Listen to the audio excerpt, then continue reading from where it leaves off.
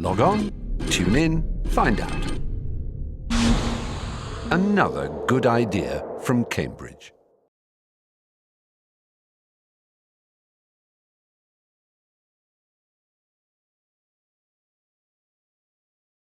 Pleasure to have a chance to talk to a long-time colleague and friend, Geoffrey Hawthorn. Thank you very much, Geoffrey, for doing this interview.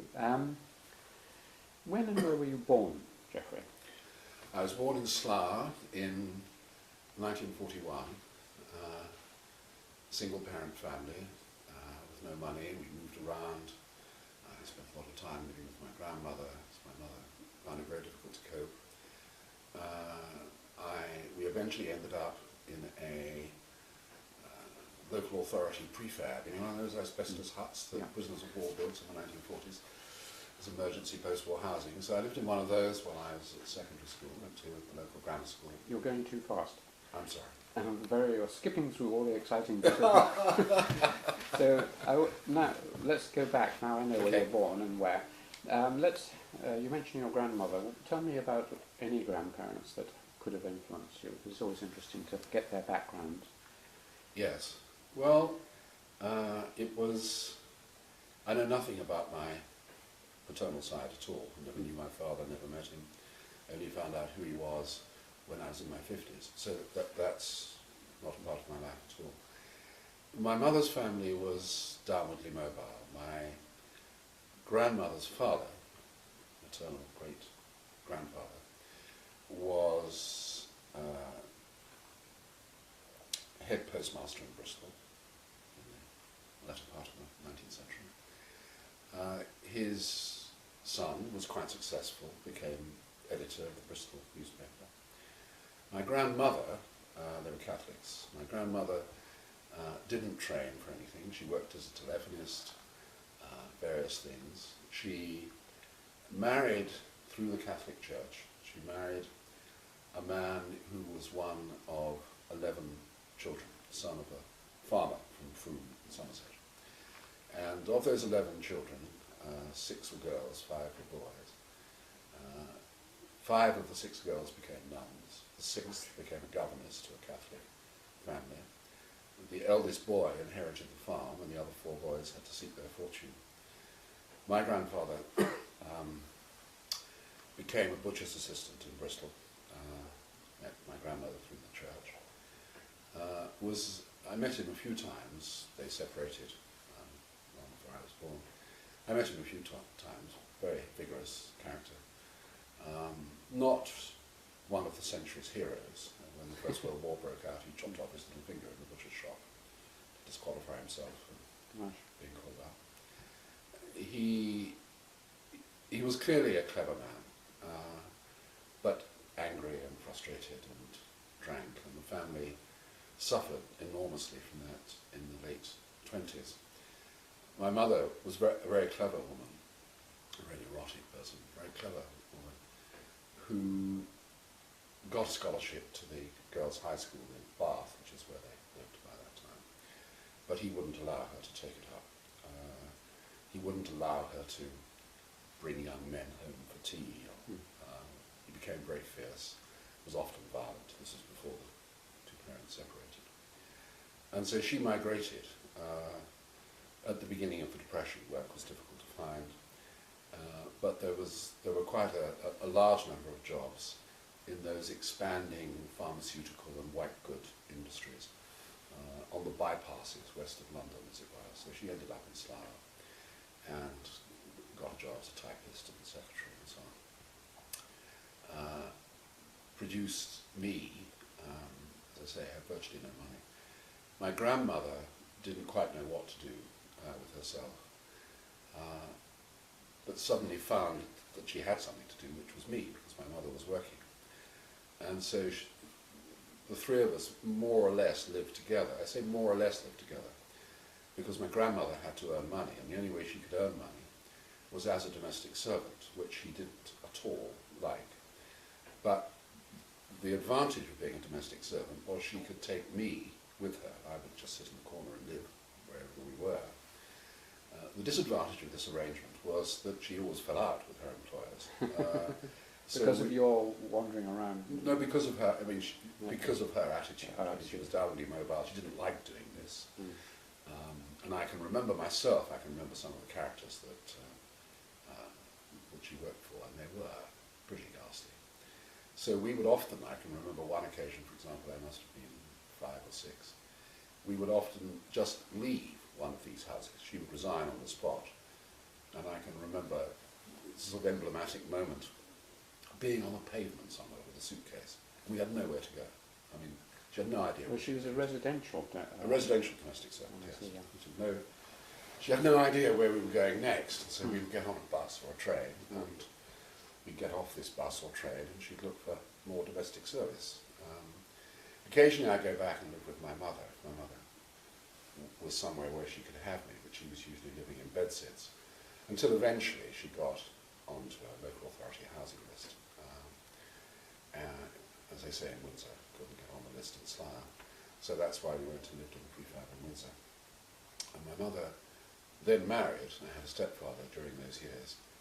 And that was another world. That was a truly working class world.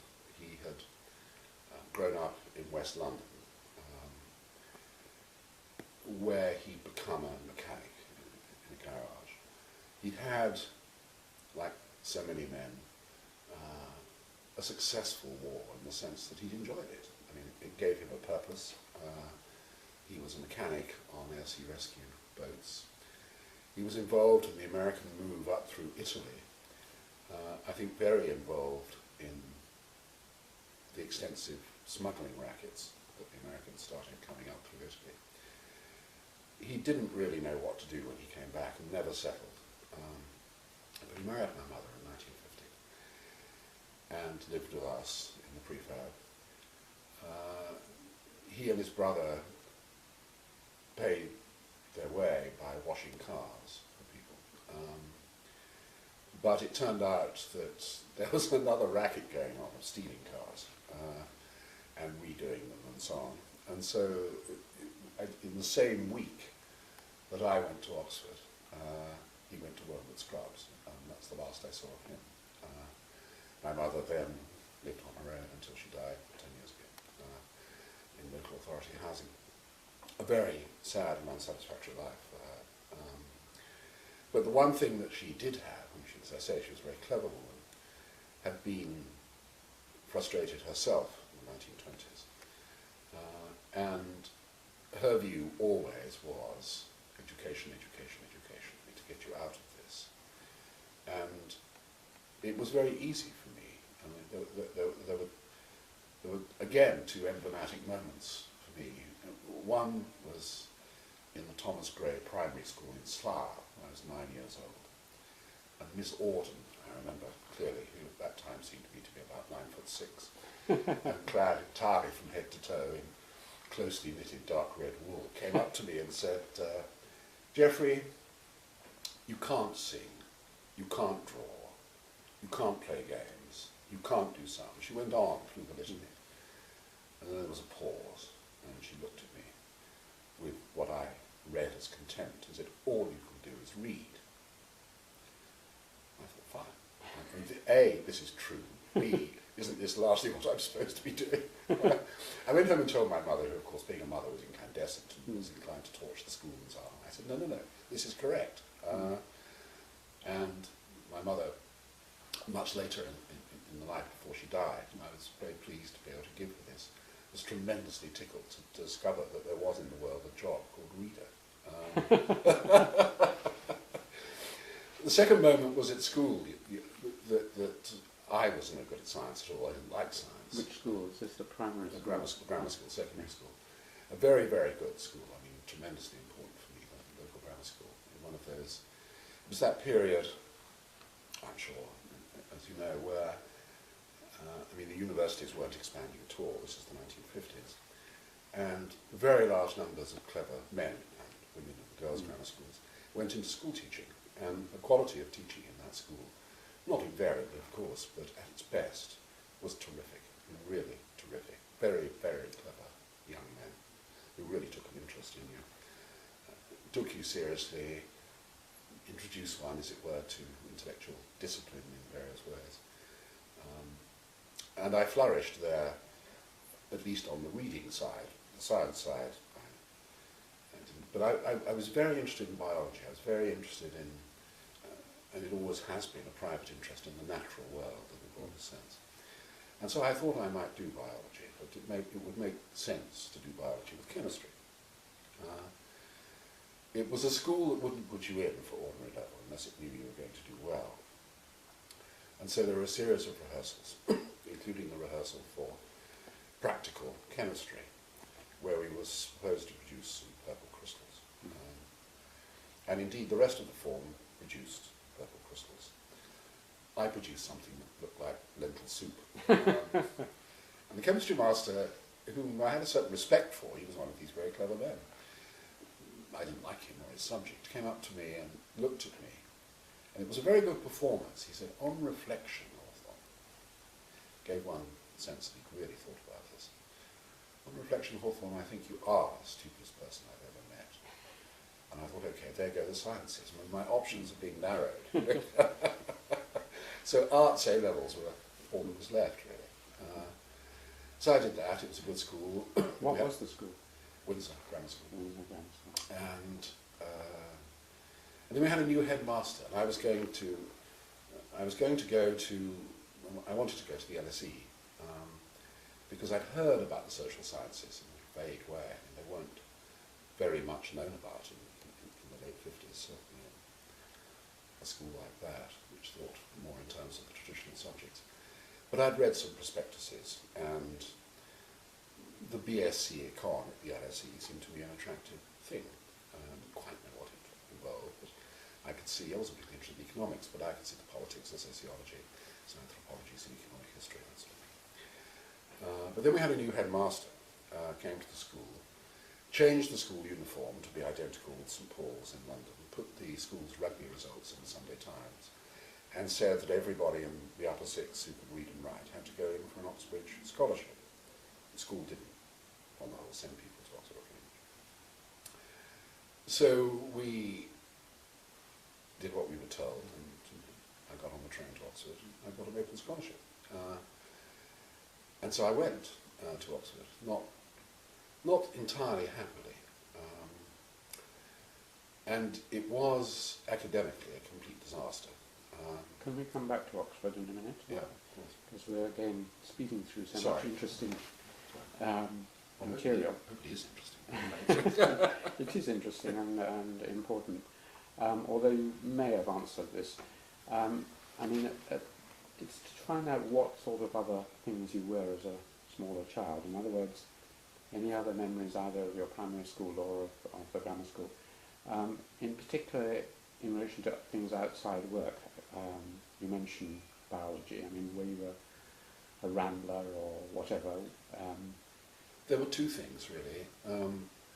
I think all the way through my childhood into early adolescence, reading was the escape. I mean, I led this peripatetic life as a child, never quite knew where or with whom I was going to be living.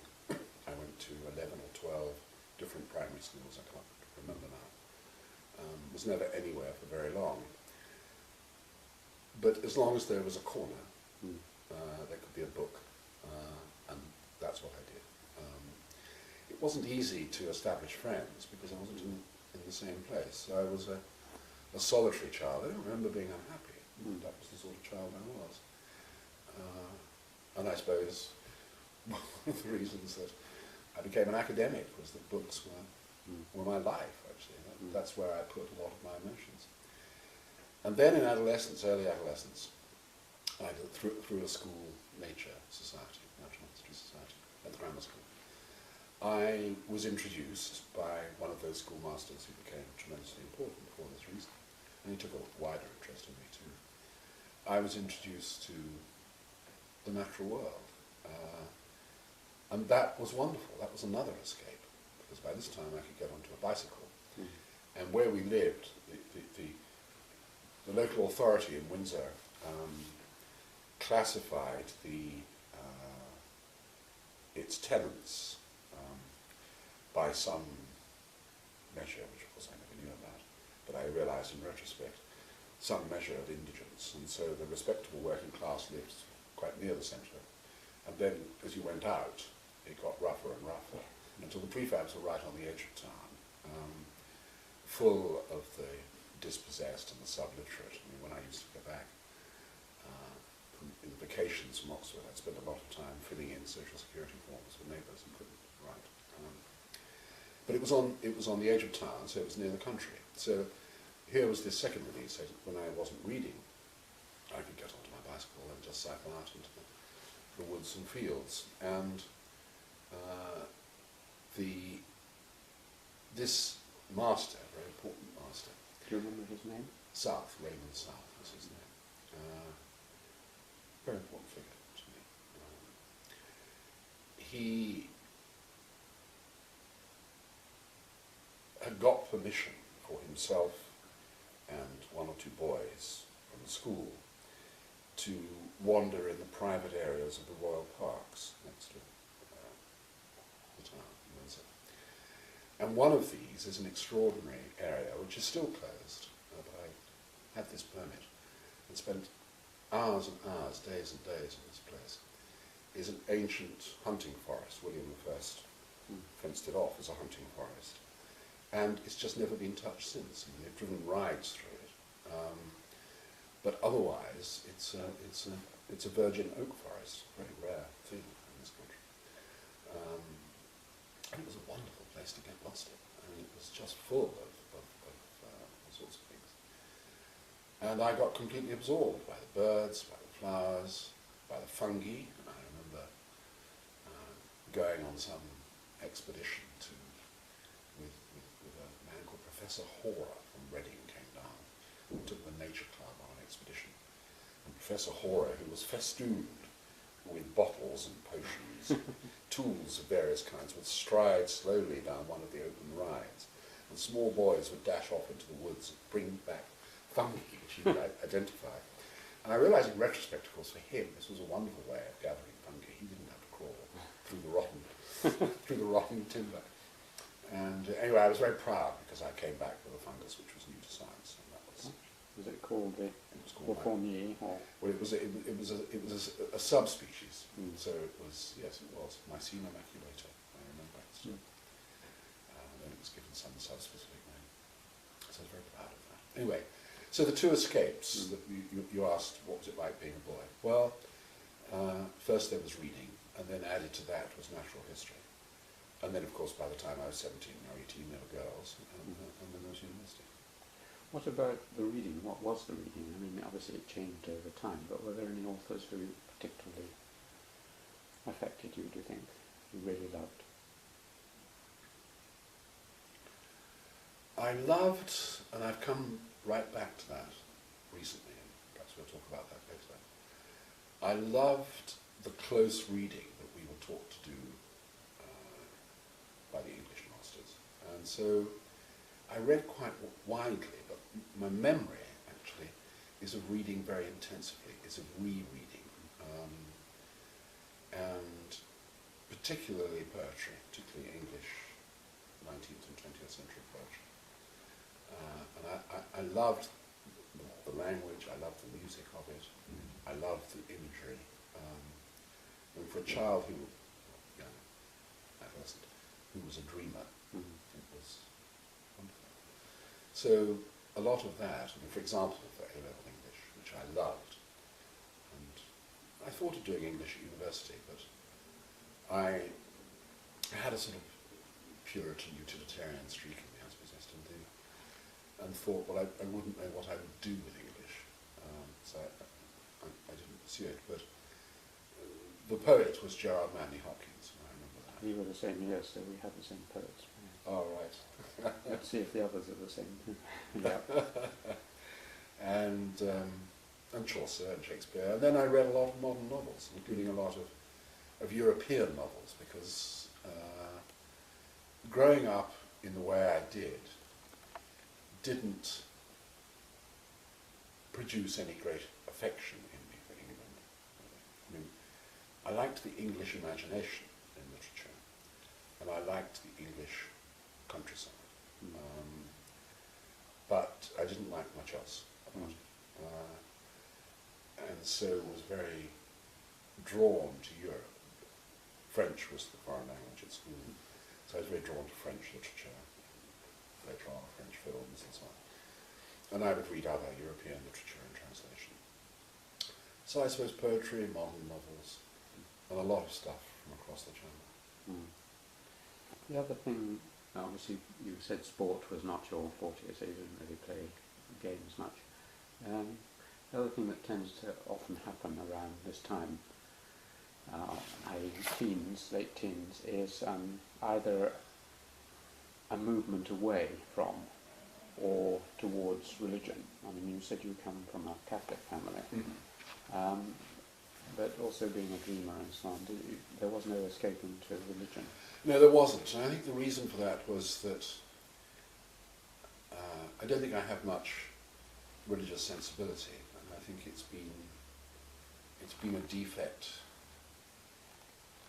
of my intellectual life, I think, that I hear the importance of it in other people, what I see in other people.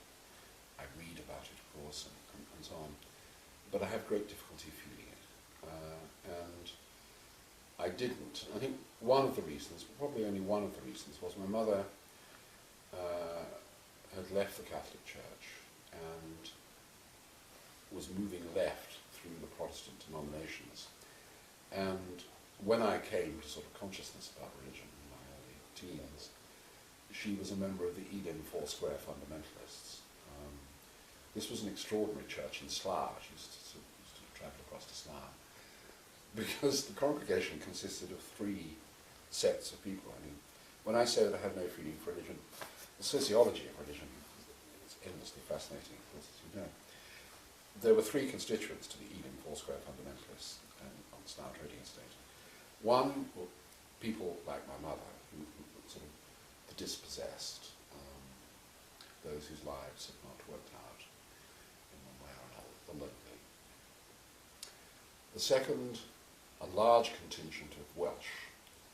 There'd been a big migration from the valleys up to West London in the late 1930s. And the Elim Church was, and perhaps still is, very, very musical. They loved the singing. So Welsh were there. And then for a reason that I never discovered, this was the beginnings, after all, the 1950s, late 50s by now we're talking about, of migration, was that there came to be, and now is very large, Sikh community in Slough. And for some reason, those Sikhs who wanted to convert out of Sikhism found the Elim Church very attractive. This was difficult because the other two constituents were deeply racist. And the total immersion baptism was a regular trauma for my mother, who'd come back and describe these very large brown men and women who got into the pool, and all, of course, all this hair. And this was something that was very difficult to take. And she had great difficulty being Christian about this. But but this was such, and they were speaking in tongues. I would go to a service with her occasionally. And there was a lot of true or simulated ecstasy and babbling and speaking in tongues and so on.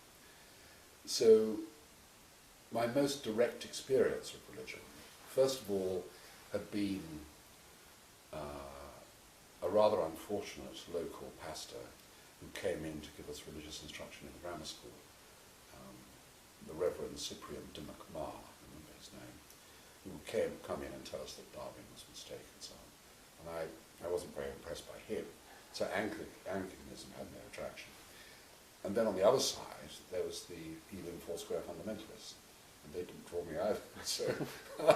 So I don't have much religious feeling, but what was presented to me wasn't immediately appealing. No. So it wasn't part of my life. But I mean, as someone who's particularly interested in Max Weber, the sociology of religion, as you said, has always intrigued you from then on. It has, actually, it has, and now I've become interested in things that, as an aggressive, opinionated, probably rather unpleasant young male rationalist I would have scorned, is mysticism. I've just read this new biography of Max Weber's just been published, which I'm writing a review of. And one of the arguments in this book is how important mysticism was to Weber. Not something that Weber's more sort of rationalistic commentators have concentrated on. And I found myself becoming very interested in that in my old age, yes, but not then. And if you had to characterize your sort of religious position along the usual spectrum of believer, agnostic, atheist, or whatever, how would you place yourself?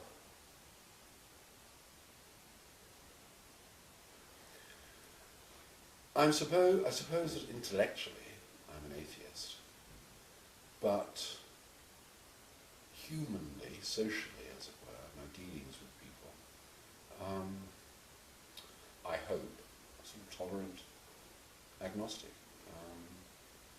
And as I say, I recognise religious feeling, a religious need in others, and I'm drawn to it. I mean, I want to hear about it. I want to hear about why somebody might convert to Catholicism, or why somebody might be drawn to Buddhism, or when I've travelled abroad and been at a loose end on an evening in Japan, and I want to hear about Shintoism. I'm very curious about it and what it means. So the difference really between my intellectual attitude, which is privately atheist, not stridently so, but socially much more agnostic. And of course, as one approaches that point where people's friends, acquaintances start dying, then one goes to a lot of memorial services and so on. And in that part of England, which I now inhabit, but of course knew nothing about, it was rather hostile to as a young man, I see that we have no other way of articulating our feelings. And so when I go to a memorial service in a Cambridge college, or speak at one, as I did the other day, being addressing one, then I don't know whether it's a religious feeling, but what I do feel is that there is no other way known to me in this culture, broadly speaking, of acknowledging a life, and doing so collectively than this, in this framework. And I find myself not merely at ease with it, but drawn to it in some way, moved by it. As moved as I can be, I think, by anything. And it's not just because, of course, one goes to services for people whom one has known. One goes to a lot of services for people one has only known very slightly. But I find myself now moved by these occasions. And I'm surprised at that, because I've not thought of myself as somebody who's moved by social occasions. Perhaps just the last question on that. I've talked to a lot of people. It's not quite so current, but there was quite a big controversy last year, anyway, and the year before, about Richard Dawkins' work, and Mr. Hitchens and others who have attacked religion either as being disproved by science or morally evil. Do you have any views about that? The Dawkins or Hitchens onslaught? I don't like it. I think Dawkins is a rationalist bigot.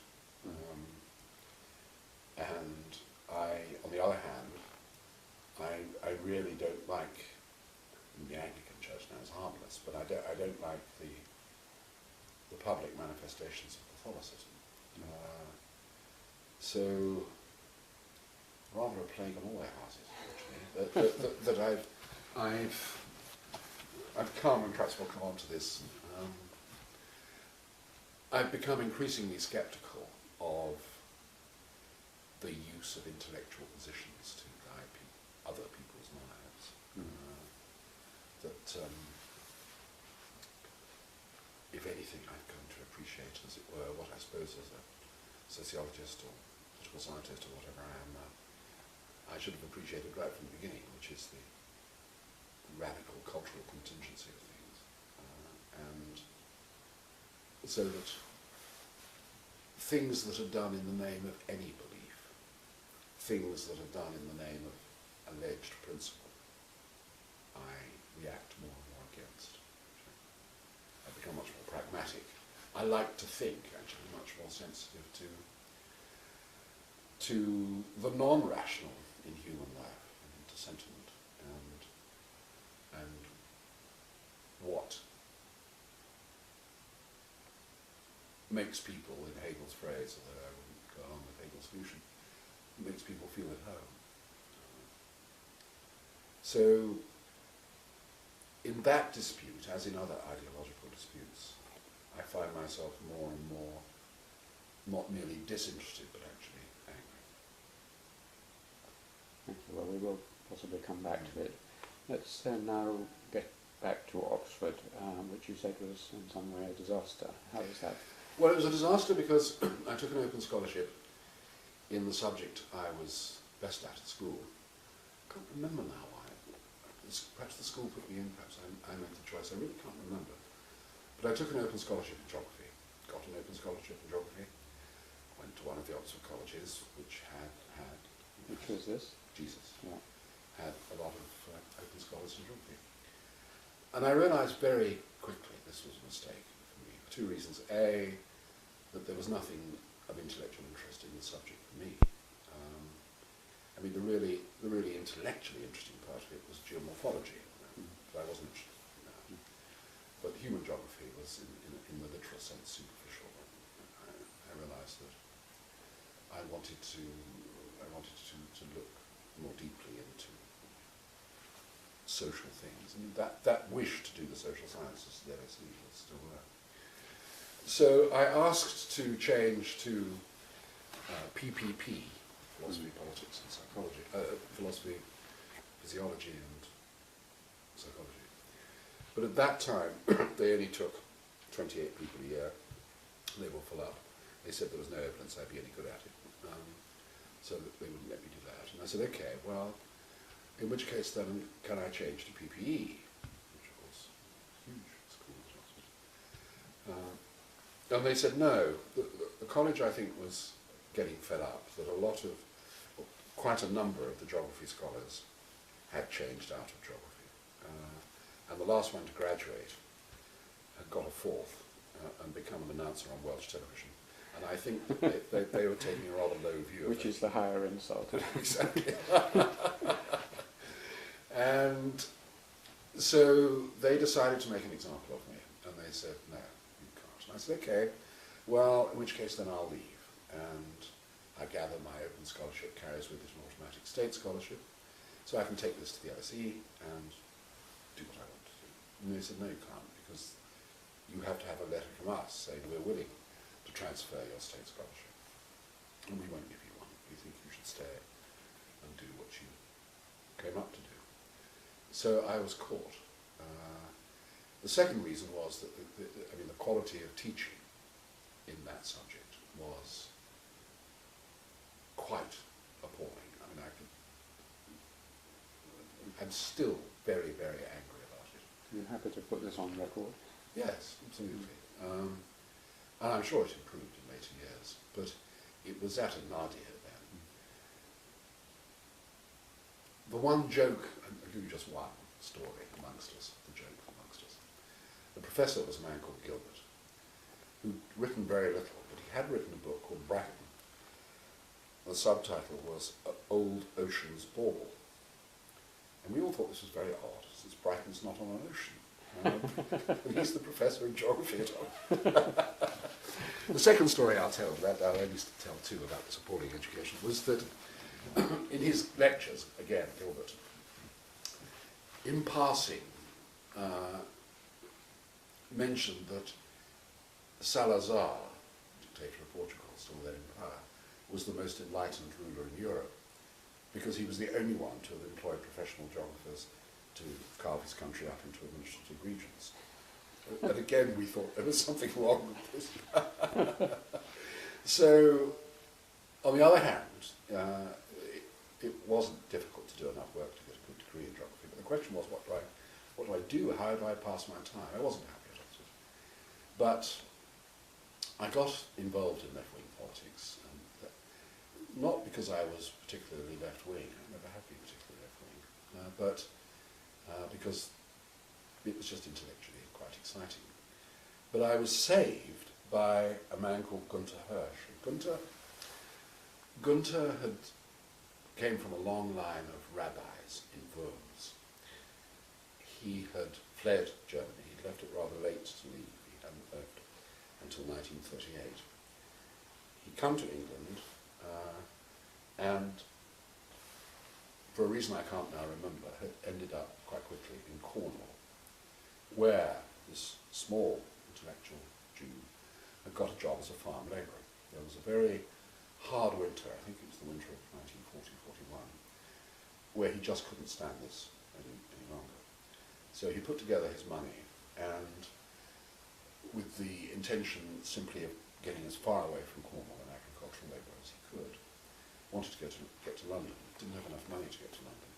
So he got off the train at Didcot. There was nothing in Didcot.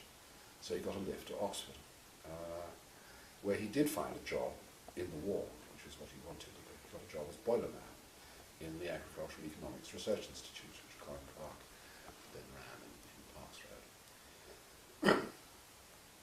3 or 4 years later, 1944-45, Clark realised that down there in the basement was, stoking the fires literally, was this man who knew an enormous amount about European land law and all sorts of things.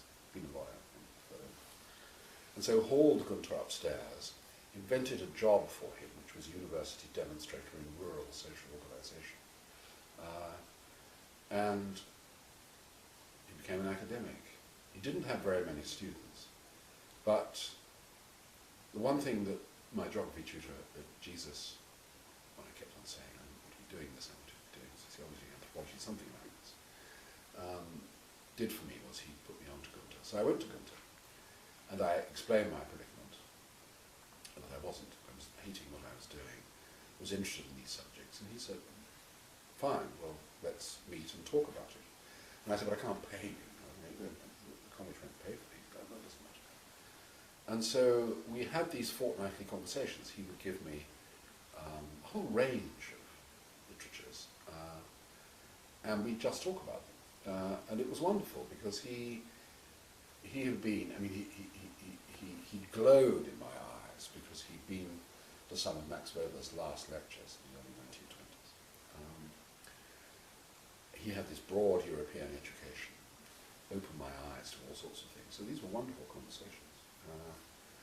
And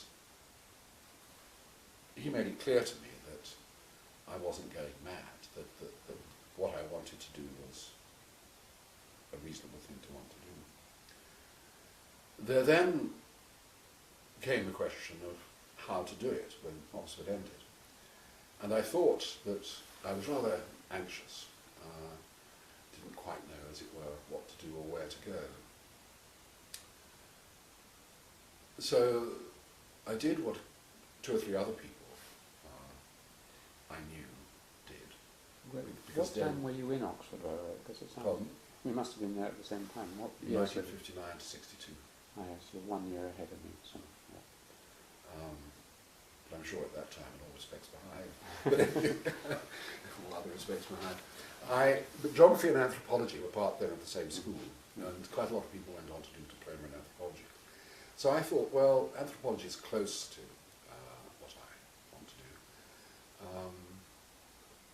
Sociology was very hazy to me, and Gunther didn't know very much about sociology, not much about anthropology either, but I thought, well, let me try anthropology. So I went along and had a conversation with an anthropologist called John Beattie. And Beattie said to me, so you want to do anthropology? You mean you want to study small, non-literate people who are depressed and diseased, and who, within your own lifetime, will have ceased to exist? Do you? And put like that, he put it rather more elaborately, I thought, oh, no, I don't actually. I read, I mean, I had a picture in my mind, I had a plan in my mind. In the remote corners of the geography library, I found a small shelf of books on the Chukchi of northeastern Siberia, and these had captured my imagination. And I already had this plan that I wanted to work on the Chukchi. Beatty had never heard of the Chukchi. And he said, well, I'm sure the Russians have killed them all. And so I didn't do anthropology. Went back, had a conversation with Gunter, and he said, well, you better go to the LSE. So I went to the LSE. And he was very good. I mean, he persuaded I didn't have a scholarship or anything, he persuaded my local authority to pay for another year and explained the circumstances, and the local authority in its generosity agreed. So I spent a year doing some sort of qualifying exam, the last year of the BSc or something, in order to persuade the LSE that I was a fit person to carry on. I did that and took the exam, and that was fine. And then I started doing a PhD. Now I should explain that I had had a sort of plan. There was the anthropology plan, which came to nothing. Not so much a plan as a sort of, it seemed a natural course to follow at Oxford. But there was a sociology plan because the new universities had been announced, and they were going to set their face against the traditional subjects and for the new subjects, including the social sciences. And so I thought, well, they're going to start in 1963, 64, 65. So if I do some graduate work in one of these subjects, then I can go and teach, because I wanted to be an academic. That was my plan. And I already had a hero that I remember, I think it must have been the spring of 1962, in the first Sunday Times colour supplement, I remember this, there was a profile of a man called Alan Little, who taught sociology at the LSE. And Alan had been, he was the son of a milkman, he'd done the BSc, taught sociology at the LSE, he was interested in this, that and the other, to do with the modern world. And for understandable reasons, I sort of identified with this fellow, and I thought that's what I want to be, as it were. Oddly enough, he was assigned as my supervisor at the LSE, which was very satisfactory to me. So we set off thinking about what to do for a PhD after I passed this qualifying exam. And I hadn't been notionally doing the PhD for 3 weeks until Alan came up to me in the street and said, Peter, he didn't know who I was. Peter, isn't it time you got a job? I thought, this is very odd. He's obviously confusing me with somebody else. But I went along with it. I wasn't sure whether he was saying, perhaps it's become perfectly clear to both of us, you're not suited to this, you should go on the buses or think about becoming a civil servant or something. But no, he said, well, New University Essex has just advertised a job in sociology, an assistant lectureship in sociology. And I said, and why don't you apply? And I said, well, look, I've just finished this crash year, and I've been doing a PhD for 3 weeks. And he said, oh, well, no. I said, come on. Think of it this way, if you're not a professor by the time you're 30, you're a failure. I didn't find it easy to think that way, but I went in for this assistant lectureship, and I got it. And so I took it. And so I went to teach at Essex when I was 23, with no qualifications whatsoever for the job. I used to do that at Oxford with All Souls, of course, at a younger age, but those were the days. I wouldn't be telling you this. But just pausing a second on 1 year in LSE, were there any, I mean, at that time, there were quite a lot of interesting people at the LSE, like Ernest Gellner, like David Glass, were there any other people there who impinged on you at all? Yes, there were Gellner made an impression on me. Glass was very remote, but I had a certain respect for him. Macrae? Macrae, yes. Macrae made one remark which stayed with me for a reason which I have already alluded to. He said that sociology meets its match when it has to deal with religion. I always remember that remark. And I could see exactly why. I've always been able to see exactly why. And it stayed with me, I suppose, firstly because I thought it was true, and secondly because it put its finger on a weakness of my own that I knew I didn't understand religion. But nevertheless. Explain. I mean, I have my interpretation of what you mean by it, or he meant by that, but is it because they're both religions and they're on the same level that Weber, Marx, Durkheim are really ideologically on the same equivalent level to religion, or what does it mean? It's met its match. I don't know. At the time, I took it in one way. Now I take it in another. At the time, I took him to be saying that sociologists can forget that religion is founded, as it were, on a faith, a commitment to something which is not mundane. And sociology is a very mundane subject.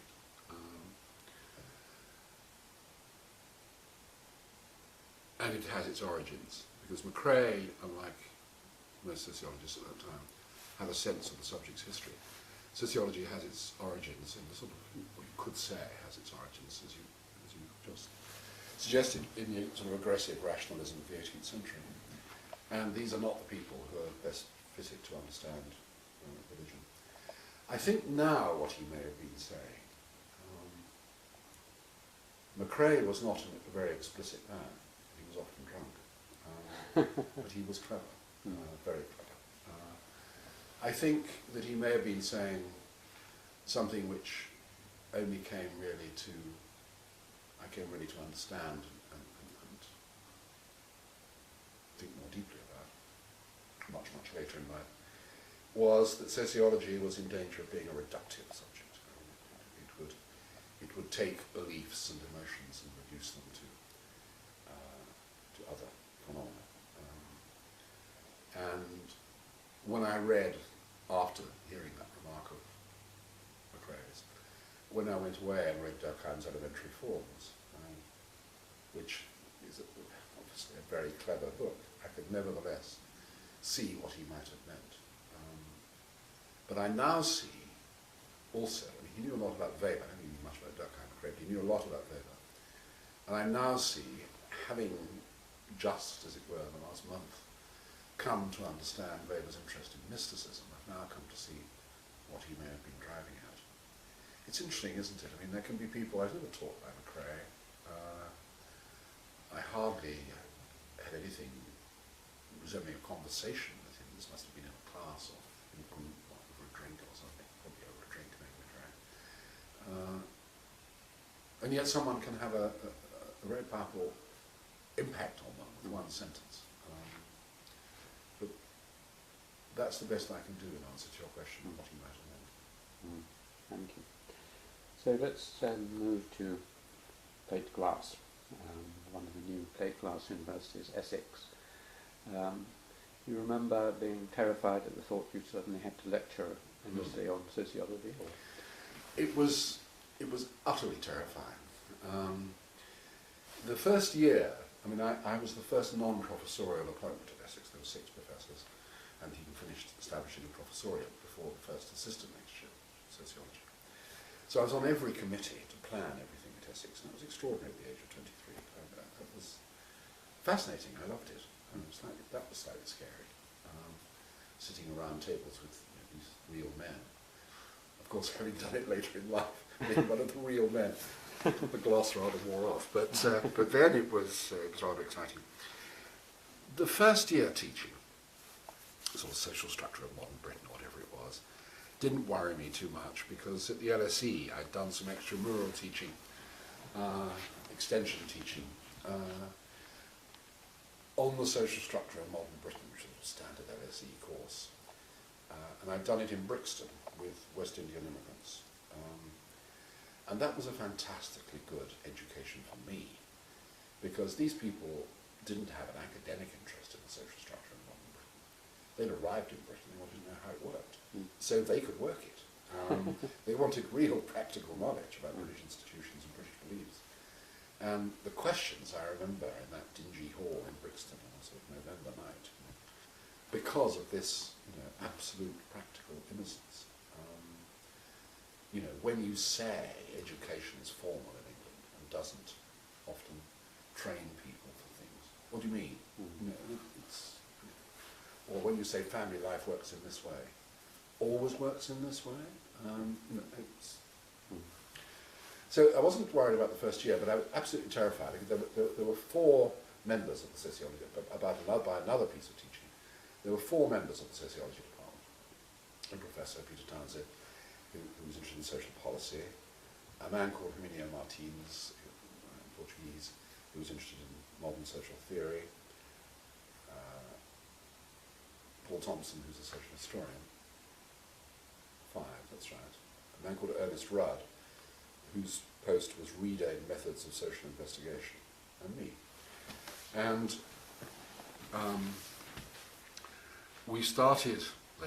the department started a master's course in that very first year. And the week before it started, at the end of September 1964, Peter Townsend came to me and said that Rudd wouldn't teach the methods course, would I? Well, I'd been to a methods course at the LSE, which was wonderful. It was Klaus Moser, Ernest Gellner, and Ronnie Dorr. And it was terrific. Moser was very sophisticated about methods, and on the whole took the line that you could get far too complicated too quickly. And Ernest and Ronnie Dorr couldn't have been said to be, as it were, heavily focused on the question of methodology. But the classes were tremendously interesting, because these are 3 extremely interesting men. But I actually had to teach it, and so I can remember that first morning, the first class, and I'd done my homework, and there was nothing remarkable about what I prepared. I mean, I got as far as understanding that there was a scientific approach and an interpretive approach, so why don't we begin here? This small group of master's students had all done social sciences as undergraduates, of course I hadn't. So when one of them said, but there's a third way, and I'm sure there is, but I don't know about it. What's that? I said. And he said, Chinese pattern explanations. And I remember thinking, in one of those moments, is there something very deep I've just not heard of? And is this, should I hand in my resignation and leave it out to this class, do another job? Or am I being taken for a ride? Fortunately, I chose the second. But it was nerve-wracking, yes. Week by week I was having to learn all this stuff. But it was fun. Well, it was fun for a while. But for how much of a while? How long were you there? Well, it was fun until 1968, really. I went there in 64, and the revolution. And I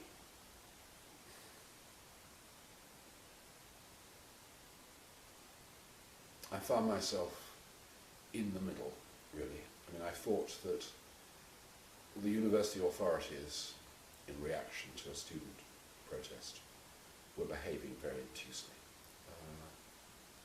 It was better managed elsewhere. Asa Briggs at Sussex managed things very well, but Sloman at Essex was disastrous.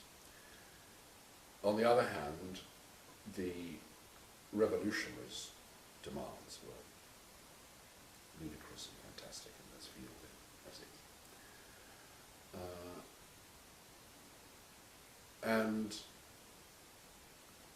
But because I had the ear of both sides, I mean, I was virtually the same age as the students, and sympathetic to, I was a right-wing hyena, to, as it were, civil rights, Vietnam, all these things that were, at issue. And also, I mean, sympathetic to what we would now think of as was a more progressive form of university governance. So I had their ear, but also the ear, I suppose, of the staff, and all the staff who were desperate, they didn't know what was happening. And so I found myself having to chair meetings, trying to bring the two sides together. Chairing a meeting, I remember, between the university students and townspeople in Colchester. And that was a very difficult evening, because they didn't know what had arrived. And so that made me uneasy. Also, I realized, I mean, much later in life, I read something by David Daches, who was a senior person at Sussex in those years, talking about the Sussex educational philosophy, which was, as it were, to concentrate on the modern world, but not be subject to the tyranny of the present. I thought it was a very good way of putting it, trying to strike a balance. I didn't put it that way to myself at the time, but in retrospect, I realised that's exactly what I felt at Essex, that I had decided to teach sociology, politics, economics. It wasn't teaching history, it wasn't teaching philosophy, it wasn't teaching English literature, comparative literature, so actually there was more teaching on Latin American and Russian literature than there was in English literature and so on. And I realised that I just thought this was going too far. That the curriculum, together with the force of these events in 1968, suggested that this place was subject to the tyranny of the present, as I would now put it. I can't remember how I put it then. And so I was I was politically lonely, and I was emotionally lonely. The sociology department was huge by then. It grew very, very fast. 28 people. And 27 of these were married. And the 28th wasn't. And I was getting rather fed up with endless dinner parties to be nice to somebody's sister or auntie or whatever. I wanted, you know, it just, for some reason, I couldn't settle in this atmosphere. I met my first wife in London on leave in Essex. So I decided that I really would leave, and I wanted to come back to an older university. So there were jobs. There happened to be jobs in Oxford and Cambridge. I applied for both. The Oxford interview was first. As you know, a lot of the Oxford posts then, as now, half college, half university. So the committee is similarly divided. It so happened that the sociology job that I applied for at Oxford was tied to my old college, where I'd made myself very unpopular. And I was told afterwards by Jenny Olsing, who was one of the university interviewees, that all the college people had voted against me, all the university people had voted for me, so I was stuck.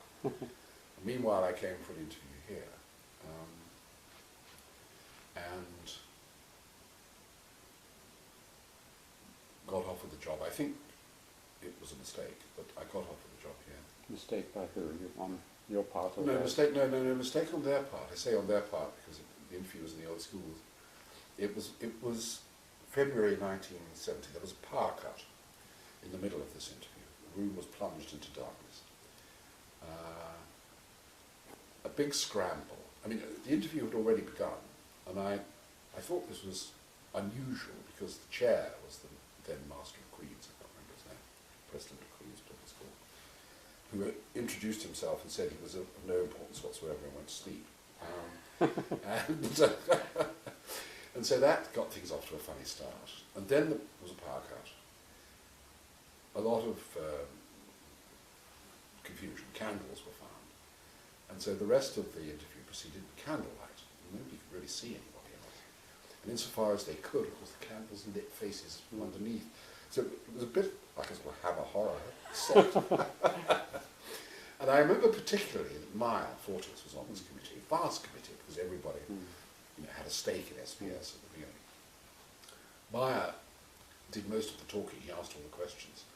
He also answered them all himself. So I didn't manage to say very much at all. And then he stopped, and Leach, who gave a very strong impression of being steep, and all the time, as I later learned from anthropology seminars, a habit of his was jangling his keys.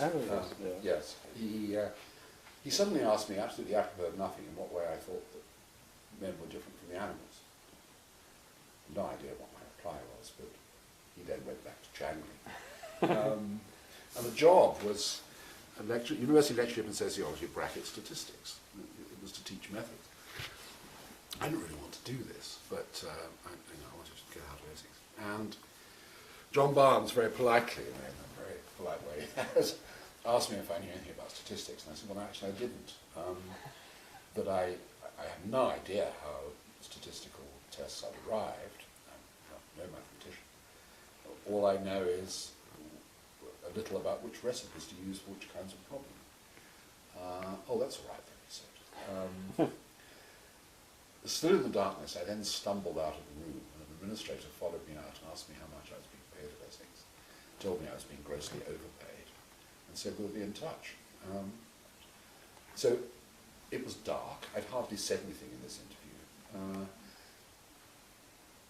I couldn't believe I'd made any kind of impression. I just think they got the wrong person. I think it was, everything was... Anyway, I came. You came.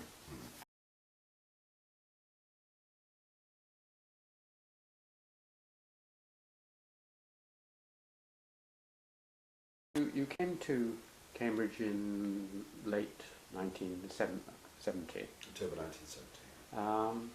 And the department consisted of John Barnes. John had been elected to the chair of sociology in 1968, and the idea was that social and political sciences, as a tripos, would largely consist of bits drawn from elsewhere, political thought from history, some of the more sort of comparative sociological things from anthropology, bits of social psychology from management, engineering, and so on. But there were certain things that weren't available in the university, and so 3 lectureships were established in 1969 to provide those. One was teaching methods, which was the lectureship in sociology, which I took. One was developmental psychology of a sort of more social kind, which Martin Richards took.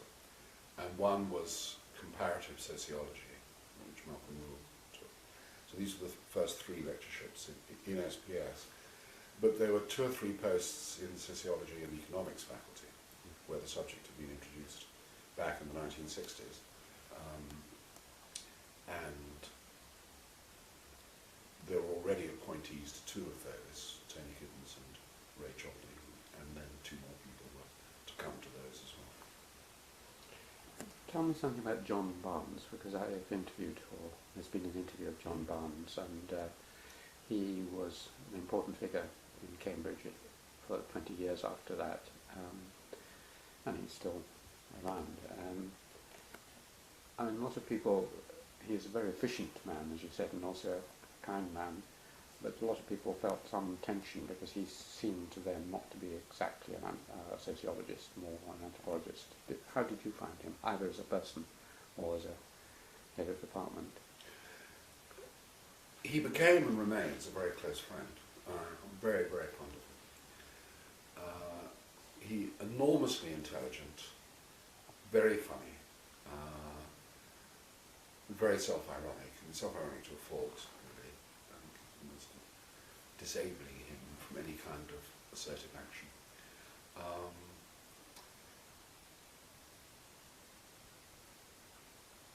I imagine, from what I've read, and certainly the endless conversations we've had, to be a very good anthropologist. And I've seen him, including in Australia, with anthropological colleagues where he's very much at home. Fiercely intelligent. I think there were two difficulties. One was, you could put it, as you say, in a disciplinary way, more of an anthropologist than a sociologist. One could put it in another way. John wasn't terribly interested in modernity, really. I see no reason why he should be, but sociology is largely about modernity. And if one thinks, for example, of the way in which he looked at the people on the Norwegian island that he studied for years, the anthropology of religion, which he did with enormous acuteness and sensitivity and detail, of course, great love of detail, great respect for detail, which has always drawn me to him. But these were not moderns of the kind that sociologists deal with. So I think he was always a bit at sea, really. I mean, he would make an effort. But I remember, for example, there was a paper on the sociology of economic life, where people talked largely about industry, problems of labour and management and so on. And John gave a course of lectures on peasants, and that somehow symbolised the nearest he could come. So I think that was a difficulty.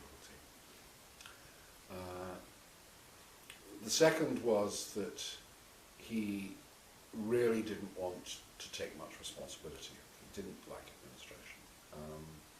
He distrusted people who liked administration. He didn't want to do it himself, and so it fell to others. And that was not entirely unfortunate. I think it disappointed some people. There were moments when I was disappointed. But what it meant was, in the early years of SPS, we had external chairmen who were or could be, if they wished to be, very powerful, like Moses Finley. And a lot of the legwork, I say with a certain amount of feeling, was then done by the junior staff, who were the academic secretaries. But since the chairman was an absent chairman, who only did it, as it were, every other Tuesday afternoon, one had to do a lot of the work. And that was not very satisfactory. The upside of John was that he was, a true liberal, very, very decent man, and genuinely liberal. And SPS, of course, if it had an ideology, it was much more left than liberal, and it was pushed into a sort of left-wing attitude, really, by hostility in the university. But it was pushed quite willingly, I think, into that attitude. And John was an old-fashioned liberal, a sort of 1930s rationalist left person, but not really in tune with the 60s and 70s and 80s. But nevertheless, being a liberal, he suited SPS very well, I think. But it would have been very difficult if we had somebody who'd imposed a particular vision of the social sciences. I mean, it would have obviously had its advantages, but in what is a very plural university, in a field which is very, very heterogeneous, I think he suited things. I mean, my view, it's related really to this, my wider view of SPS is that it was a notionally radical entity created in the most deeply conservative circumstance. I mean, it was a set of compromises. As you know, everybody from genetics to theology, literally, passing through anthropology and all the other subjects, wanted to have a say in SPS. As a result of which, no one intellectual voice was primary. And I think that in many ways that was a good thing, because the social sciences, my experience anyway of most of the social sciences, is when they start, certainly institutionally, trying to define themselves as something and excluding other things, then a kind of rigid theoreticism and methodological obsession takes hold. One sees it in economics, for example, and it can happen in the others too. So I think the environment of Cambridge and John's character kept SPS plural. In other words, quite inadvertently, and most of the other people in SPS would look at me, if I offered this characterization, with amazement. It sustained its conservative inspiration.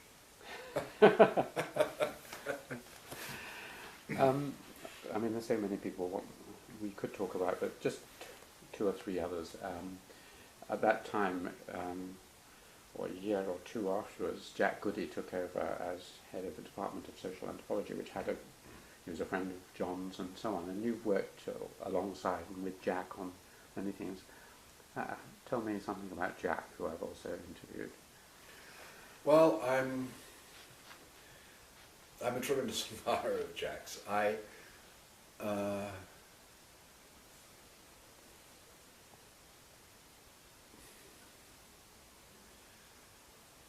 think he's a thoroughly good thing. I don't find him always easy to take, but I would defend Jack to the very end. Intellectually or personally? Or? Both. I love the range. I love the intellectual openness. That his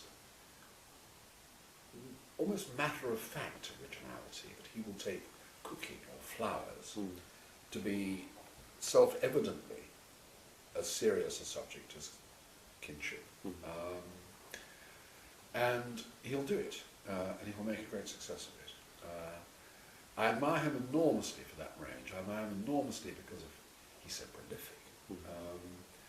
I admire him because he was tremendously good, I imagine from the outside, better than most other heads of the anthropology department have been in exciting young people, I mean, producing a fizz. His anthropology wasn't always at the deepest, perhaps, his own anthropology, but his eye for others and his encouragement of others, and just the creation, both in Adams Road and in Free School Lane, of an atmosphere where people were welcome, seemed to me terrific. I mean, I enjoyed that. I was one of the people who benefited from that. I'm sure that Ernest was much more deeply reflected. Leach, in his own tortured way, was much more brilliant in some way, might be understood in Cambridge. And Marilyn, of course, is very intense. They all have wonderful qualities. I mean, you've been very lucky in yourself also. But Jack has a set of qualities that none of them had, and it seemed to me, intellectually I have some reservations about how sweeping he is about certain things, but that's just me, I mean, because pedantic fussiness. But I think institutionally, and I don't just mean as an administrator, I thought he's the world's best administrator, but just his presence seems to me to have been crucial for the subject, actually, in the 70s and 80s in Cambridge. But that's looking from the outside. And I can endorse it from the inside. But I often used to look across at anthropology and think, well, I've thought two things about anthropology that, with, of course, John Beattie's remark in my mind, right back in 1962, that the subject's had a genius for reinventing itself. And unlike sociology, which has drifted into some sort of sterile set of backwaters, it's lost its raison d'etre, at least for the moment. So that contrast, and I think it had something, it was particularly vivid in Cambridge because Jack was so good at energizing your subject. And it had this, I mean, you were a historian with a certain set of interests, and there'd be others with quite different sets of interests. They all were welcome in this great bag called anthropology. That's fine, yes. I mean, as I say, John Barnes had the same liberality, but not the same energy, I suppose. That's a very nice portrait. The next you may or may not want to talk about much, but when you said that SPS was sort of disparate and drew things together. The great sort of attempt to make it into a separate entity was undertaken by Tony Giddens, either in relation to that reorganisation when it cut itself off from anthropology, for example, and or in relation to your work with Tony over the years. What would you like to say? Well, first of all, that there was nobody else around who could have done what he did. Tremendous confidence, tremendous managerial energy, tremendous will, tremendous determination to get something done. I was very nervous about doing what he did when he did it. I just didn't think that we had the resources. He took the view that he had to do it, introduce a part one, try to extend the number of students and so on, because that was the only way to get more money. But meanwhile, the load on the staff was terribly heavy as a result of doing that, and the supervisory load particularly. It was a difference, a strategic difference, and I still don't know who was right, but we disagreed about that. I also thought that in contrast to John Barnes, in contrast to Jack, two people we've talked about, Tony wasn't a very liberal character. That, as I've said, it seemed to me that, and it still seems to me, that Cambridge flourishes because it tolerates intellectual heterogeneity. Every so often it will corral a set of cats into a discipline and have a tripos, but then it changes again and so on. And that seems to me, that's progress. It hires clever people and lets them do what they want to do. But what Tony tried to do, and I see why he tried to do it, for him the corollary of an institutional identity as a faculty was a certain disciplinary distinctiveness. And what that meant was that sociology, and a particular vision of sociology, was given preeminence over politics and social psychology. There was no connection with anthropology, in which he wasn't interested. And I just didn't think that was right for this place. But at the same time, I can see its practical point. I mean, that made the university sit up. It made the schools acknowledge that this thing existed. It wasn't just a part two that you could drift into after part one, Arcanant or whatever. But I think quite a high price was paid for it. And I think that, and of course, I speak here not just as an observer, but also as an agent. But what Tony did in bringing it together in this way caused the later explosion. That there were too many of us who were not happy to be corralled in this way. Is this the explosion which led to the separation into departments? Into departments, yes.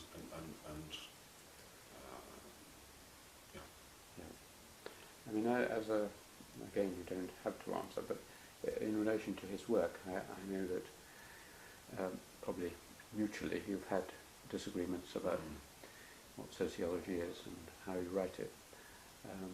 Is there anything you want to say on that? Or? Well, I think it's...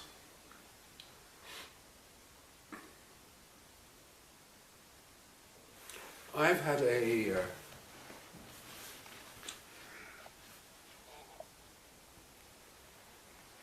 problem. The reason I hesitate is how can I express it briefly and clearly. I realise that I've had a problem, which is my problem, with sociology all the time. When I came into sociology, I was attracted to sociology as an undergraduate. I was attracted through what might be described as ethnographies of British society.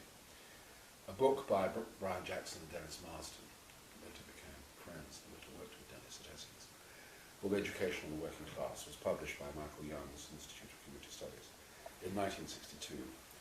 And that book spoke to me for obvious reasons. And Young and Wilmot's own work on family and kinship and so on in East London, and various other things done by sociologists, a lot of whom were trained as anthropologists, in empirical fieldwork in Britain in the 50s and 60s. That seemed to me terrific, that sociology was going to say what life was like in Britain. It was going to be, if you like, in the broadest sense, an anthropology of Britain. It had, the subject, two other sets of ambitions. One, or what I would describe as an ambition and an agony. It had the ambition to be a generalizing science. I mean, that old Kantian ambition, although Kant's name would not come often to be attached to the ambition. Kant's aim was still there, to be the great synthetic science of the modern. The Tony, I think, had something of that. The agony was the agony of method.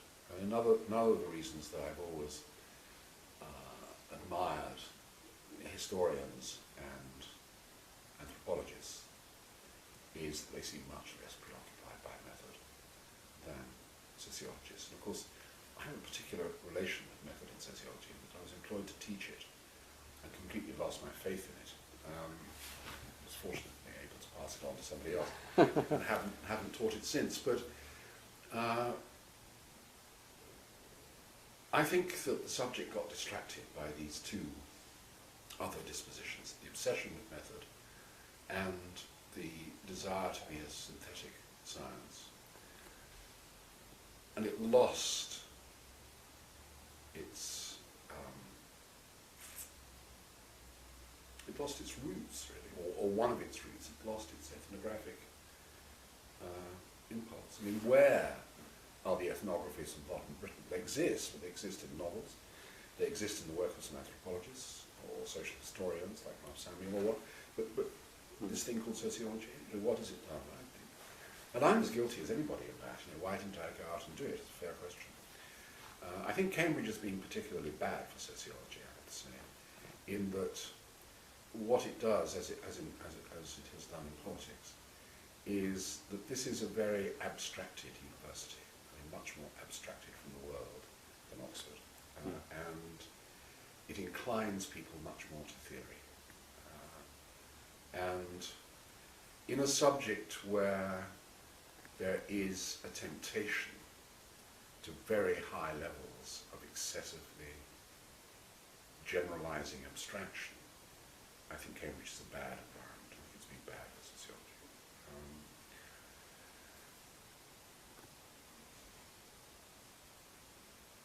Now this, of course, is, I mean, it's just one view, and many people would look at me and say, well, you never really were a sociologist anyway. And perhaps I wasn't, but that's I think what has gone wrong here, really.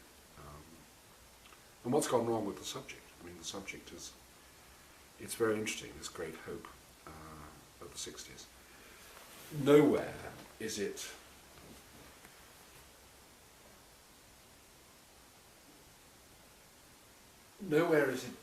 on any intellectual front line. I mean, it's not, psychology has moved into sort of study of neurology, philosophy has broadened out, Anglo-American philosophy has broadened out and become extremely interesting again. Anthropology keeps finding new life in itself. History keeps renewing itself, the study of history. These subjects are alive. English has broadened into cultural studies and so on. Where has sociology gone? Nowhere, really. And I think that, as I say, it's true of a lot of places. It's true of Cambridge, and I taught in Harvard. It was a curious moment where I got offered twice, but the second time I got offered a job in Harvard, and the second time was the sociology department was more or less collapsing as I was offered a job. Perhaps the two were connected, but it was for something of the same reason. That Harvard had actually tried to maintain the same reason in reverse. Harvard had tried to maintain a more ancient conception, speaking simply in terms of the later 20th as compared to the earlier 20th century, conception of the subject, a group of extremely clever and original and heterogeneous individuals, but the profession was moving in and wanted more methodologists and more theorists and so on. And the subject was being killed. You could see it happening. It had already happened here, and I just think it's a pity. Thank you. Well, let's move to your own work. I know at Essex at the beginning, or perhaps when you came here, you were reviewing a lot. One of my first ever reviews was my Jocelyn book, and Witchcraft was reviewed by you, or alluded to by you. You obviously enjoy book reviewing, is that the case? Yes, it is. And I enjoy it less now than I did. I mean, I enjoy book reviewing because You like reading. I like reading. And also Dan Bell once said to me, we all have our natural length. He was lamenting that his natural length was to write pieces of 17,000 words which nobody wanted. Far too long for some things and far too short for others. Simon Schaffer said the same thing. Oh really? Mm. Yeah. But my natural length is about 2,500 words. I'm very short-winded, and so that's one of the reasons why I like reviewing. I like getting to the heart of things, seeing, and it's the same pleasure, and also offers the same disciplines that supervising offers. You know, the thing I've loved most about my job is supervising. Is it? Yeah. Yeah. And partly for that reason, partly because I like the kids, but also partly because it just forces one to get a subject, unpack it, to make it clear without making it crude, from there to see what's not, have an argument about it and so on, all in the space of 50 minutes. I enjoy that. And you enjoy lecturing too? Less so. I mean, lecturing is more of a performance. I used to come to your lectures, which were extremely good, and I still have the notes, but I was never terribly impressed with my own lecturing. I mean, again, I enjoy getting the subjects together, but I was often very nervous.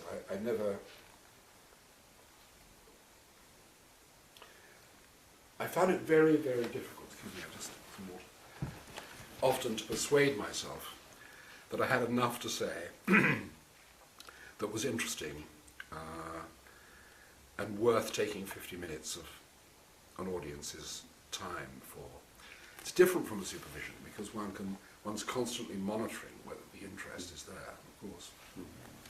But in a lecture, unless you're very good at playing an audience, and I have some talent for that, but a modest talent, because I'm too anxious, I would feel, I'm not confident enough. I remember Quentin Skinner saying to me years ago, and of course he's tremendously good at this, what you have to do, hear him speaking, what you have to do, Jeff, is you have to persuade them that this is absolutely the most important thing they should be hearing about at this moment, and there's nowhere else they should be. And if you do, they'll believe you. I've never quite been able to do that. So lecturing is less of a pleasure than supervision. But yes, I liked reviewing. As far as my work is concerned, teaching has dictated a lot of it, that I had an interest in population and an interest in social theory. The interest in population came, again, right back at the end of Oxford. I went to see John Beattie about anthropology, that was a non-starter. I wanted to do sociology. I didn't quite know what I should be doing. And I wrote out of the blue, because I'd been so impressed by the publications of the Institute of Community Studies, to Michael Young, who later became a friend also. And I explained who I was, as it were, roughly a nobody who got off to a bad start at Oxford and wanted to do this subject. And he wrote back, a very nice object lesson to one, as an unknown young person with these grand people reply, something one's always tried to do in return in life. Wrote back and said, well, the whole question of population is very interesting, the whole question of fertility is very interesting. It can't be left to demographers who just look at the formal interactions but don't ask the questions why, and so on. And so I got interested in that, and the first book was about fertility. And it was really bringing together what other people had written and so on, just trying to organise it intellectually, and it had a certain success and got me invited to Harvard as a visiting professor, and that set me off on one line of work, which I'll come back to. And then the second thing was the history of social theory, that I had two reasons for wanting to understand how sociology had come to be. I mean, the first was partly to answer myself, I mean, how had I come to be doing this subject? But also I had no education in it. And then Essex provided the opportunity, because the social theorists there thought nothing worthwhile had been said or written before 1937. And so could I teach before 1937? So I did. And out of that came the history of sociology, and I carried on doing that here. Again, because the sociologists here weren't terribly interested in what happened before 1937. So, and the publication of Parsons' Structure of Social Action. So, a little more interested, but not much more interested. So, these two things. Now, and then they came to converge later. I went to Harvard. I was given a course to do on population, on third world, population in the third world, which I've not thought about. So once again, you're having to think about things in more or less 48 hours notice. I concentrated on India and China, and partly because the Kana study, Wine and Gordon and so on, had recently been published at Harvard and caused a great stink with Mandani's criticism of it and so on. So John Wine became a friend at Harvard. So, and I had a job partly in sociology and partly in public health, and so that's what I taught there. Excuse me. And I realized already then that trying to understand the dynamics of fertility, one had to understand the social circumstances in which they were, the dynamics they were. Looking at India and China in recent decades, as they then were, 40s, 50s, 60s, I was at Harvard in the early 70s. In order to understand those social circumstances, one had to understand economic circumstances, and in order to understand those, one had to understand the political circumstances. And so I became more and more interested, not just in the politics of population, but the politics of these countries in their own, in itself, as it were. Meanwhile, the history of social theory, quite separate from this, had led me to the view that the development of a distinctively social theory from the 18th century and the invention of the idea of society and so on had been an intellectual, not exactly mistake puts it too strongly, but the presumption that what had for a couple of thousand years been taken to be questions in politics and law, or questions now in something called sociology, was perhaps too strong. But there was still quite a lot to be said for the importance of politics. So these two things converged. Getting a sense of the practical importance of politics through starting with population, and getting a sense of the more general conceptual, intellectual importance of politics from looking at the history of theory. So that these two things together inclined me more to politics. And so, but then the question was, well, how do I do this? I didn't do political theory, go on to do political theory, partly because a lot of it was being done here. I mean, where one is has an effect on what one does. And there was plenty of teaching political theory, so there was no demand to teach it. Lots of people doing it. And I was anyway curious, about third world politics. It was made particularly curious when I went to India after Harvard in the early 1970s. I excited a couple of people who went as research students from here, and I went to see them. And I had friends who were working in the administration in Delhi. And I realized that what was going on at that time, this was about 1976, Mrs. Gandhi's emergency, what was going on in the Planning Commission, which then still existed, was a fierce argument about whether India should take the Chinese path or the Japanese path. And I was already pretty convinced. I knew not much about either, but I was already pretty convinced that the Chinese path was not a path for India. Both for international political reasons, and also because India was as it was. But I was more intrigued by the idea of the Japanese path. And then I realized that there was a country that adopted the Japanese path and done, of course it wouldn't say so for reasons of history, and it was doing so very successfully, which was Korea. So I got very interested in South Korea and the politics of all that. And then I got interested in failure. Why had other places not been like this? Africa I didn't didn't have a feel for, but South America I did, so I mentioned it in South America. So there was that whole trajectory of work which took me through into the 1990s really. But meanwhile I was still wondering about questions of theory, and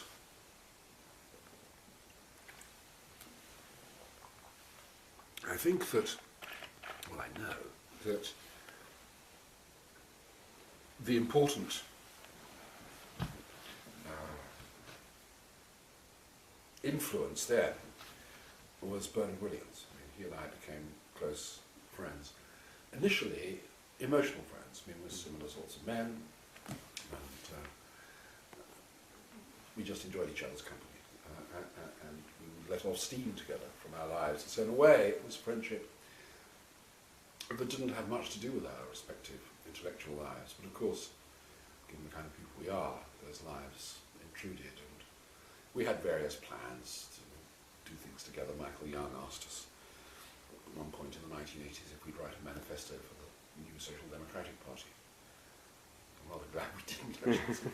It would have been a terrible thing to live down afterwards. We never got round to it, but we had endless happy conversations here in Scotland about it and so on. But it was Bernard's, I suddenly realised that there was a possibility of being intensely reflective, often at a very abstract level, while at the same time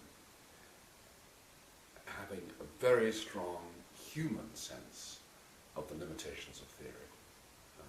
And that's what he embodied to me.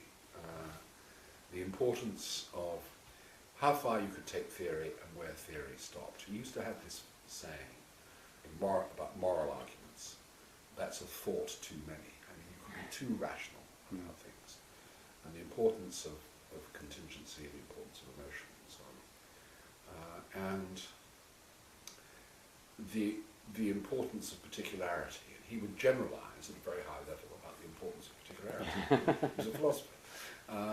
But that was an enormous influence on me. And as I've already mentioned in a different context, I didn't like the strongly generalizing impulse in social theory and sociology. And so I wrote a book about contingency, and I did it through writing about counterfactuals. There's a plausible world. That's right, what if things have been different. Just trying to knock the dignity of general laws off their pedestal, really. I'm not sure it was a very successful book, but that was the impulse in it. It's credited on Wikipedia as starting counterfactual history, but Oh, really? apparently. Well, that's very unfair. Because there were some very good things before. I didn't know that. One keeps on hearing these stories that make one doubt Wikipedia.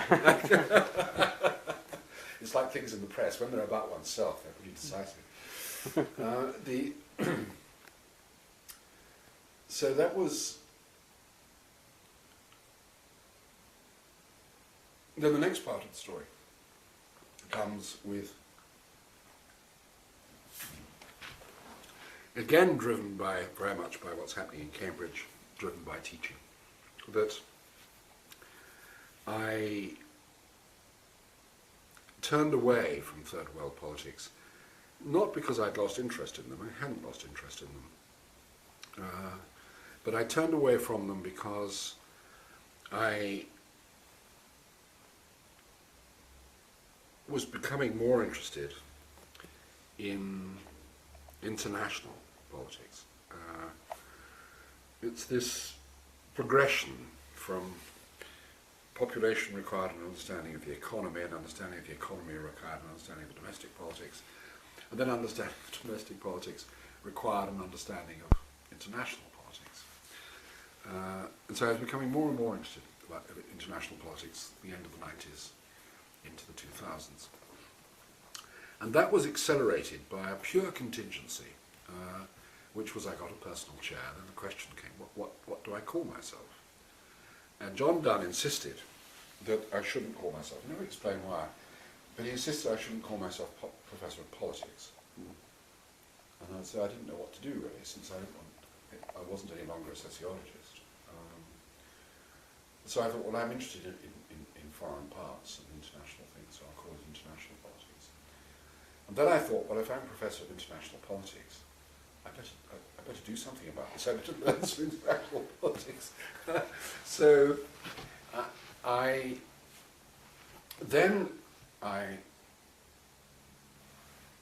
simultaneously with this, the educational structure of SPS was changing, and there was going to be more dedicated politics teaching in part 2. And by this time I was the sort of person, I mean, John's always been the doyen of politics, but he's never been interested in administration. So I had to organise things, and I had to organise a second year course. I had to take some sort of lead in the teaching. I was Professor of International Politics, so I thought, well, there's better be a course in international politics. So something only now after retirement I can confess, having got a chair in this subject, I then, as it were, went home and hurriedly read some textbooks, trying to find out what it was like. Seems to be the history of your life. Yeah, absolutely, Starting with starting statistics. again. I know. Terrible butterfly, terrible butterfly. Cambridge is wonderfully indulgent. Whether it will continue to be to such butterflies, I don't know. But I've been so lucky that every fancy that's taken Cambridge seems to have said yes. Or at least nobody has got themselves together to say no, perhaps that's whatever. Anyway, at the beginning of these textbooks, in the first paragraph of the first chapter, several of these textbooks, which of course are pretty terrible things, like all textbooks, it would say in the beginning was Thucydides and his history of the Peloponnesian War, the war between Athens and Sparta in the second half of the 5th century. And, excuse me, it's a small one. And so I thought I better read Thucydides. And then in a shop doorway on King's Parade, I was sheltering from the rain. And Emma Rothschild, we didn't know each other very well, took shelter under the same piece of canvas. The question, what are you up to? And I said, well, I'm trying to learn this new subject. And this name Thucydides, and I think I better sort of come to grips with this. I better go back to the beginning. Oh, she said, you should read it. He's absolutely wonderful. And I thought, gosh, she doesn't even do international politics, so she's read it. I'm a professor in this subject, I better go home and read him. So I read him, and this was a complete transformation. I mean, it just was a transformation. I thought this was an extraordinary book. And then I thought, why not make it the basis of an undergraduate course? Most courses on international politics, most second-year courses in general, as you know, are survey courses in international politics. You give a whistle-stop tour of events since 1919 or 1945. You have a couple of theories, and you sort of bolt these theories onto events and ask whether they fit, and you say, well, to some extent, on the one hand, yes, and on the one hand, no. And that's the end of the course. And there's nothing much, as it were, to get into. And I thought with our kids doing this new part 2 in politics, they have a first year in which they do far too much, far too quickly. They don't any longer read whole books at A-level. And so perhaps take a radical view of how to educate them in the second year, or at least a different view. And since for a moment I'm the head of things, I can do that in this. So I thought, instead of doing a survey course, just for a Michaelmas term in the second year, the first term in the second year, they all just read this book, Thucydides. That's all, for 8 weeks. No second literature. And they write a couple of essays, we have classes, etc. And they're, of course, in a state of shock. They're in a state of shock, A, because the whole reason they were doing the course was to find out what was going to happen in Iraq tomorrow, not the Eastern Mediterranean 2,500 years ago. And secondly, it was one whole book, and it looked rather difficult, old, and full of difficult names, like a Russian novel and all the rest of it. But what was interesting, and of course, if it had turned out to be a pedagogical disaster, I would have repeated it. But it turned out to be an enormous pedagogical success, and the course became terrifically popular. They loved this book, and they thought well about it. They wrote wonderfully about it, and that, of course, made me think, well, there's something here. I mean, I've seen something, or I think I've seen something in it. I'm not the first person to do so, of course, but here we are in 2000 and something, and these kids are really responding to it in a quite exceptional way. So what is it about this? And that's where I'm at now. I mean, I taught it until I retired, and I'm now writing a book about Thucydides, and I have some views about what it is about him, but that's so remarkable. But that's where I've got to, really. Fascinating, and of course the world now knows, because if you type in Geoffrey Hawthorn, top hit is Geoffrey Hawthorn is working on Thucydides. Is that right? Yes, he's got to deliver soon. Just a couple of last questions, if I may. One is, you mentioned Cambridge had been very fortunate in many ways. Have you found it a good place in the end to rest the last part of your academic life? The last part, absolutely, yes. Yes, absolutely. But it was good to go away from Oxbridge in the middle, so to speak. You mean in my 20s, Yeah. Essex? Well, perhaps. I think I used to say this to myself, and perhaps it's not a friendly thought, perhaps it was not ever a true thought, but I would look at people who've been here all the time and think, not so much that they'd missed something, they'd not. I mean, this is an extraordinarily rich place, but that maybe in some ways their experience was a little too confined. I think to go away from it and come back, there's much to be said for it.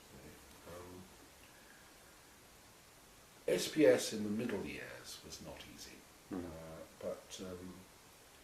and there was a moment in the early 80s, the late 80s, when I would have gone and I got the offer from Harvard, and I would have taken it, even though the sociology department there was collapsing.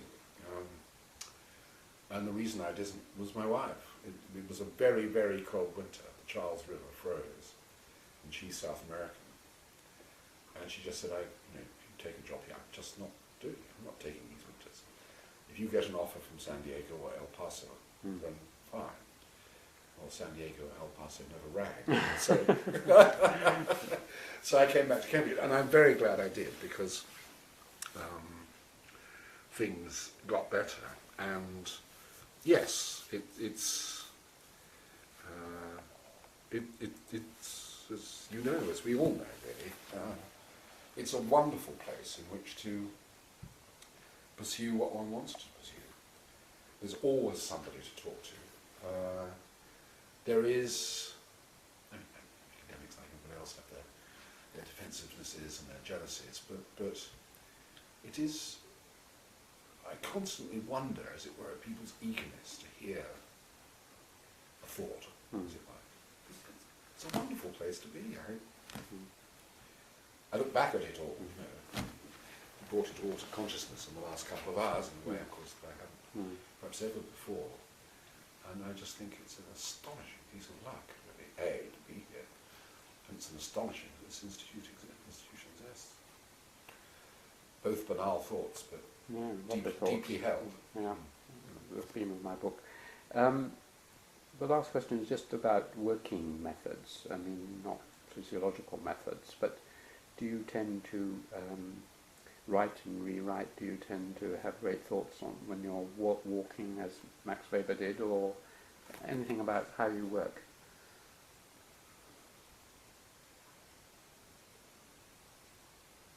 Well, I'm not. I mean, the short answer is hypocritically. I mean, that's to say that I would tell students to make plans.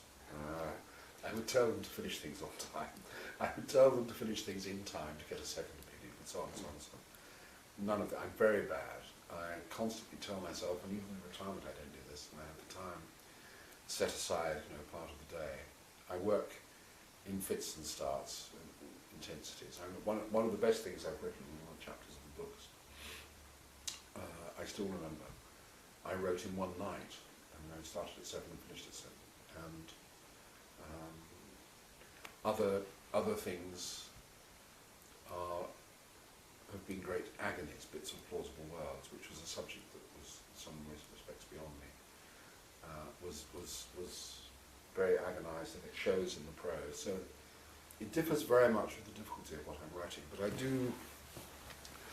I do love producing the sentences. I mean, I just love making sentences. And although I do it erratically, and when I'm doing it, it's one of the greatest satisfactions. One of the things I regret about academic life, not too paradoxically, is that one has to read so much that one reads in a way which doesn't do justice to the way most things are written. I mean, that's to say, one guts. And I fillets books, and I'm very good at filleting books. I don't have many gifts, but as Mrs. Auden said back in 1950, all you can do is read. And that includes, as it were, being able to get a gist of a book very quickly, which one needs to do, obviously, for teaching and so on. And I realise now that I have the time actually to read books, that I've mistreated them. So a lot of what I've read and written about, I'm not sure I've digested properly when I look back.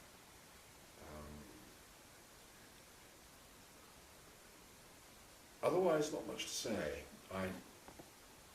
Until recently, I very much liked working on word processes, but I feel that they're not terribly good for sentences. They're very good for the structure of things, but I've gone back to using an old fountain pen. I'm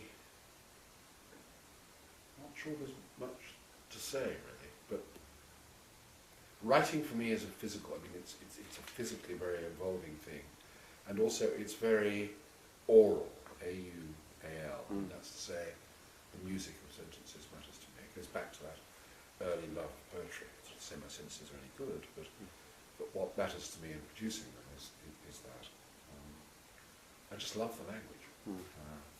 Another piece of luck, actually, to be English in that respect. I don't. Other aspects of being English neither here nor there, but that. It's a good language. It's a terrific language. Yeah.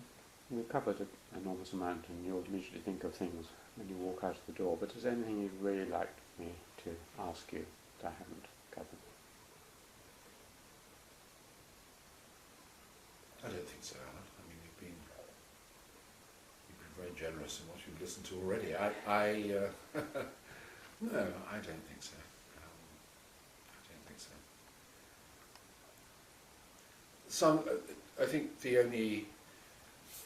No, there's nothing I wish that you'd asked. The only thing I realise at the end is that, to a degree, I've done something which I was very determined not to do beforehand, and that is tell the story as though it's a rational progression. I was interested in this, which led to this, which led to that, which combined with the other, and so on. And in retrospect, that's the way it's been. I wouldn't claim to have known where I was going. I started off doing this subject, and I have a view now about what it is and what it isn't, what kind of subject it can be, but to present it as something that I knew what I was doing going forward would be absurd. This is very much a retrospect. Lovely, thank you very much indeed.